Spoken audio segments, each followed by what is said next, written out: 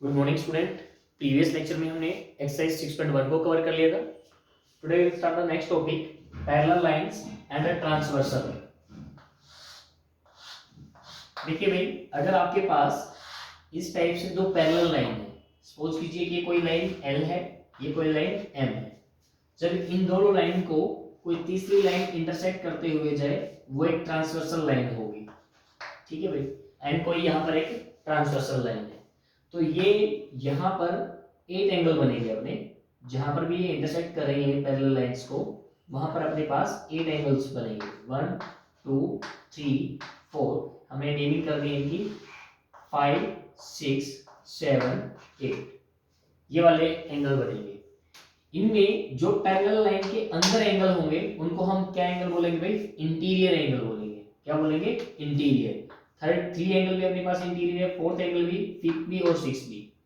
अगर अपने पास 1 2 7 8 है, ये पैरेलल लाइन के बाहर एंगल है। अगर ये बाहर है तो इनको हम क्या बोलेंगे? These are the exterior angle. These are the exterior angle. तो अंदर वाले एंगल्स को हम क्या बोलते हैं? Interior angles.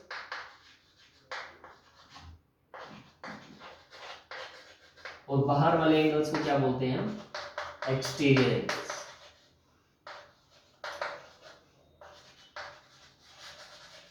ठीक है भाई, अगर हमारे पास ये दो लाइनें पैरेलल हो, ये दो लाइनें पैरेलल हो, तो कोरोस्पोंडिंग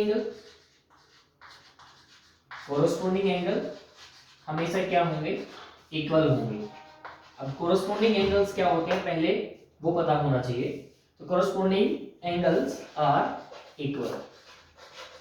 तो यहां पर कोरोस्पोंडिंग एंगल क्या होंगे? एंगल 1 और एंगल 5, जो एक ही लाइन में एक ही सिचुएशन में बने हुए एंगल होते हैं, वो हमारे पास कोरोस्पोंडिंग एंगल होते हैं। तो देखिए यहाँ पर एंगल 1 और एंगल 5, ये भी पैरेलल लाइन के ऊपर है, ये भी पैरेलल लाइन के ऊपर है, ये भी पैरेलल, यहाँ पे ट्रांसवर्सल लाइन के राइट में है, ये भी ट्रांसवर्सल के राइट में है। सो एंगल 1 और एंगल 5 दोनों कोरोस्पोंडिंग एंगल इक्वल होंगे। सिमिलरली एंगल 2 और एंगल 6 भी हमारे पास क्या होंगे? ये भी कोरोस्पोंडिंग एंगल होंगे और ये भी आपस में क्या होंगे? इक्वल होंगे। एंगल 4 और एंगल 8, ये भी बेटा देखो पैरेलल लाइन की डाउनवर्ड डायरेक्शन में, ये भी डाउनवर्ड डायरेक्शन में, ये राइट में है, ये भी राइट में है। So we can see that angle 4 is also equal to angle 8, that is also corresponding angle, and angle 3 और angle 7 भी क्या होंगे आपके पास? corresponding angle के कारण वो इक्वल होंगे। तो अगर हमारे पास ये दोनों लाइनें पैरेलल होंगी तो corresponding angle क्या होंगे? इक्वल होंगे। अगर corresponding angle कभी इक्वल हुए तो ये लाइनें आपस में क्या होंगी? पैरेलल होंगी। ये दोनों एक दूसरे की क्या है? वाइस वर्सा है। Similarly interior alternate interior angle, अगर हमारे पास लाइन इक्वल हो तो अल्टरनेट इंटीरियर एंगल्स भी क्या होंगे? हमेशा इक्वल होंगे। अब अल्टरनेट इंटीरियर एंगल क्या होते हैं? अपोजिट वर्टेक्स पर और अपोजिट डायरेक्शन में बने हुए एंगल को हम क्या बोलते हैं? अल्टरनेट एंगल बोलते हैं। देखिए हमारे पास वर्टिसेस तो ये दो ही हैं, एक हमारा इस डायरेक्शन में बन रहा है तो दूसरा इस डायरेक्शन में बना हुआ एंगल होना चाहिए और सेम ही लाइन पर होना चाहिए। इंटीरियर मींस अंदर अंदर वालों का चलेगा, तो अंदर वाले में इसका अपोजिट एंगल ये है और 3 का अपोजिट एंगल क्या है? 5 है। इंटीरियर अपोजिट एंगल्स भी क्या होंगे? इक्वल होंगे अगर आपके पास L पैरेलल टू M हुआ। If L parallel to M, then alternate interior angles are equal. तो अल्टरनेट इंटीरियर क्या हो जाएगा? एंगल 4 इक्वल टू एंगल 6 और एंगल 3 इक्वल टू एंगल 5। ये हमारे पास अल्टरनेट इंटीरियर एंगल होंगे और ये इक्वल भी होंगे। सिमिलरली अल्टरनेट एक्सटीरियर एंगल भी अपने पास क्या होंगे? इक्वल होंगे। क्या होंगे? अल्टरनेट एक्सटीरियर एंगल भी क्या होंगे? इक्वल होंगे। अल्टरनेट एक्सटीरियर एंगल, जब इनका नाम अल्टरनेट एक्सटीरियर है तो ये एक्सटीरियर वालों से लेना पड़ेगा। Alternate exterior angle are also equal. तो यहां पर देखिए 1 का अपोजिट क्या बनेगा भाई? 7 बनेगा। ये भी एक्सटीरियर है, वो भी एक्सटीरियर है, तो एंगल 1 इज इक्वल टू 8 होगा और angle 2 is equal to angle 5 होगा। जब भी हमारे पास अगर ये लाइनें पैरेलल हैं तो कोरोस्पोंडिंग एंगल भी इक्वल होंगे, अल्टरनेट इंटीरियर एंगल भी इक्वल होंगे और अल्टरनेट एक्सटीरियर एंगल्स भी हमारे क्या होंगे? इक्वल होंगे। अगर ये इन तीनों में से कोई भी इक्वल है तो ये लाइनें आपस में क्या होंगी, ये लाइनें आपस में पैरेलल होंगी। गेट इट भाई। उसके बाद नेक्स्ट बचता है अपने पास को इंटीरियर एंड को एक्सटीरियर। को इंटीरियर और को एक्सटीरियर क्या होते हैं, विद कंसेक्यूटिव इंटीरियर एंगल्स को हम क्या बोलते हैं, को इंटीरियर बोलते हैं। देखो इसका कंसेक्यूटिव एंगल ये है, इसका कंसेक्यूटिव एंगल ये है, तो एंगल 3 और प्लस एंगल 6 इन दोनों का ऐड करूं तो वो क्या होगा, 60 होगा। कब होगा, जब ये अपने पास क्या हो, L पैरेलल टू M हो। अगर L पैरेलल टू M है तो को इंटीरियर एंगल्स, सम ऑफ को इंटीरियर एंगल्स आर 180। क्या होगा, हमेशा 180 होगा। एंगल 3 प्लस एंगल 6 क्या होगा, 180 होगा, और एंगल 4 प्लस एंगल 5 क्या होगा, वो भी 180 होगा। रेडी भाई। उसके बाद अल्टरनेट को इंटीरियर के साथ साथ को एक्सटीरियर अगर एंगल हो तो वो भी क्या होगा, उनका एंड भी इक्वल 180 होगा। Sum of co-exterior angles are also 180 degree. Co-exterior angle में क्या क्या हो जाएगा, 1 का को एक्सटीरियर 8 हो जाएगा, 2 का को एक्सटीरियर 7 हो जाएगा, 1 प्लस 8 180 हो जाएगा, और 2 प्लस 7 अपने पास क्या हो जाएगा, 180 हो जाएगा। Very good. तो इस टाइप से पैरेलल लाइन और ट्रांसवर्सल लाइन से हमारे पास कोरोस्पोंडिंग एंगल बनते हैं, अल्टरनेट इंटीरियर बनते हैं, अल्टरनेट एक्सटीरियर बनते हैं, को इंटीरियर बनते हैं एंड को एक्सटीरियर बनते हैं। ये सभी एंगल इस टाइप से एक दूसरे के साथ रिलेटेड होंगे। इसके बाद नेक्स्ट टॉपिक देखिए साथ में बेटा आपके बुक जैसे रीड करोगे तो इसमें साथ में आपको एग्जाम्स दिए गए हैं। एग्जाम्स नंबर 6.3 देखिए इन्होंने क्या कहा है, 6.1 और 6.2 एक्सरसाइज 6.1 से पहले हमने पढ़ लिया। यहाँ एग्जाम 6.3 देखिए, if a transversal intersect two parallel line then each pair of corresponding angles is equal। देखिए हमने अभी थोड़ी देर पहले डिस्कस किया है कि अगर हमारे पास लाइन पैरेलल्स हैं तो उनके corresponding एंगल क्या होंगे, इक्वल होंगे। ये इन्होंने एग्जाम्स में भी हमें बता रखा है।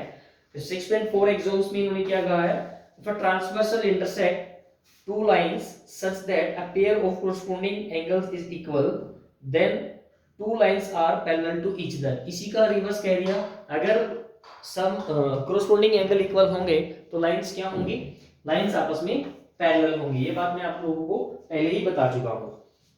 इसके बाद नेक्स्ट देखिए, नेक्स्ट क्या कहा है हमने, नेक्स्ट थ्योरम नंबर 6.2 थ्योरम में देखिए बेटा क्या गिवन है आपके, if a transversal intersects two parallel lines then each pair of alternate interior angles is equal. इन्होंने क्या कहा है, अगर ट्रांसवर्सल लाइन इंटरसेक्ट कर रही है टू पैरेलल लाइंस को तो आपको प्रूव करना है कि अल्टरनेट इंटीरियर एंगल्स क्या होंगे, इक्वल होंगे। तो हम अगर 1 = 2 कह दें तो हम ईच पेयर के लिए ये बात कह सकते हैं। तो यहाँ पर देखिए गिवन क्या है, जब भी आपके पास थ्योरम होती है तो उसमें हम सबसे पहले गिवन लिखते हैं, फिर टू प्रूव जो करना है, फिर सॉल्यूशन। तो गिवन में अपने पास है इन फिगर आपके पास है AB पैरेलल टू CD, ये आपके पास गिवन है। अगर ये हमारे पास गिवन है तो प्रूव क्या करना है, तो प्रूव हमने करना है एंगल 1 = एंगल 2, और यहां पर हम क्या कर लेते हैं, इस एंगल को 3 मान लेते हैं। अब यहां पर देखिए सॉल्यूशन में वी नो एंगल 1 + 3 = 180, एंगल 1 + 3 = 180। क्यों भाई, को इंटीरियर एंगल्स, सम ऑफ को इंटीरियर एंगल्स क्या होता है, 180 होता है, अभी भी हमने पढ़ा है। उसके बाद हमें पता है कि एंगल 2 + 3 भी क्या होने वाला है, ये भी 180 होने वाला है, क्योंकि इन दोनों को मिलाकर एक ये सीधी लाइन बनने वाली है, that is linear pair. Linear pair बनने के बाद इसको इक्वेशन नंबर 1 मान लीजिए, इसको इक्वेशन नंबर 2 मान लीजिए। दोनों ही इक्वल हैं तो हम इक्वेशन 1 = इक्वेशन 2 कह सकते हैं। अगर ये इक्वल है तो 1 + 3 = 2 + 3, दैट मींस 3 से 3 कैंसिल हो जाएगा और आपका 1 = 2 प्रूव हो जाएगा। तो इस टाइप से similarly we can say that each pair of alternate interior angles is equal when the line are parallel. Get it भाई? तो इस टाइप से आपकी 6.2 थ्योरम प्रूव हो जाती है।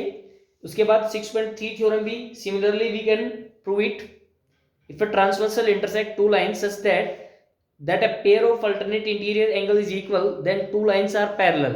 तब हमें क्या बताना पड़ेगा कि वो लाइन पैरेलल होंगी। तो इसका कन्वर्स हो जाएगा, इसका कन्वर्स होने के बाद वाइस वर्सा हम कह सकते हैं कि ये भी चीज प्रूव हो जाएगी। नेक्स्ट थ्योरम है आपके पास, if a transversal intersect two parallel line then each pair of interior angles on the same side of transversal is supplementary. इसके बाद आपको प्रूव करना है कि अगर ईच साइड पर हमारे पास इंटीरियर एंगल है, उन दोनों का ऐड लें तो वो क्या होगा, 180 होगा। ये आपको प्रूव करना है, वो भी हम प्रूव कर देंगे। देखिए कैसे प्रूव करना है उसको। देखिए बेटा, पहले हम 6.3 थ्योरम कर लेते हैं। If each pair of alternate interior angles is equal then the lines are parallel. आपको ये प्रूव करना है। आपके पास गिवन है कि अल्टरनेट इंटीरियर एंगल इक्वल है और आपको प्रूव करना है AB पैरेलल टू CD होगा। तो यहाँ पर देखिए, आप यहाँ पर इस एंगल को 3 मान सकते हैं। In figure angle 1 equal to angle 3 पता है कि ये वर्टिकली अपोजिट एंगल के कारण इक्वल होंगे। आपको पता है ना, जब भी कोई दो लाइनें इंटरसेक्ट करते हैं तो वर्टिकली अपोजिट एंगल हमेशा क्या होते हैं, इक्वल होते हैं। अगर 1 इक्वल टू 2 है, 1 इक्वल टू 3 है, तो यहां से हम कह सकते हैं एंगल फ्रॉम 1 एंड 2 एंगल 2 और एंगल 3 इक्वल आ जाएंगे। और ये दो एंगल इक्वल आ गए, तो कौन से वाले एंगल आ गए, due to equal corresponding angle. Axiom number 6.4 का यूज हो जाएगा। Due to equal corresponding angles AB parallel to CD। AB parallel to क्या हो जाएगी, CD हो जाएगी। तो इस टाइप से आपकी 6.3 थ्योरम प्रूव हो जाएगी। इसके बाद नेक्स्ट देखिए, नेक्स्ट आपके पास 6.4 थी। 6.4 में आपके पास क्या गिवन था, if a transversal intersect two parallel line then each pair interior angles on the same side of transversal is supplementary. यानी कि आपको को इंटीरियर एंगल्स को 180 प्रूव करना है। तो को इंटीरियर को 180 प्रूव करने के लिए यहाँ पर देखिए आपके पास क्या है भाई, आपके पास 1 इक्वल टू 2 है। क्या है आपके पास, 1 इक्वल टू 2 है। और इस एंगल को हम क्या मान लेते हैं, यहाँ पर 4 मान लेते हैं। क्या मान लेते हैं, 4। अगर मैं यहाँ पर 1 में भी 4 ऐड कर दूं और 2 में भी 4 ऐड कर दूं, तभी हमारे पास क्या रहेगा, ये इक्वल रहेगा। क्योंकि ये हमने यूक्लिड एक्सोम्स भी पढ़ा है, इक्वल में अगर हम इक्वल ऐड करते हैं तो रिजल्ट इक्वल रहता है। इसके बाद देखिए एंगल 2 + 4 क्या हो जाएगा, एंगल 2 + 4 आपको पता है कि को इंटीरियर एंगल है, सॉरी लीनियर पेयर है। एंगल 2 + 4, एंगल 2 + 4 लीनियर पेयर है, तो इसकी वैल्यू क्या होगी, इसकी वैल्यू 180 होगी। इसकी 180 हो जाएगी, तो एंगल 1 + 4 कितना आ गया आपके पास, 180।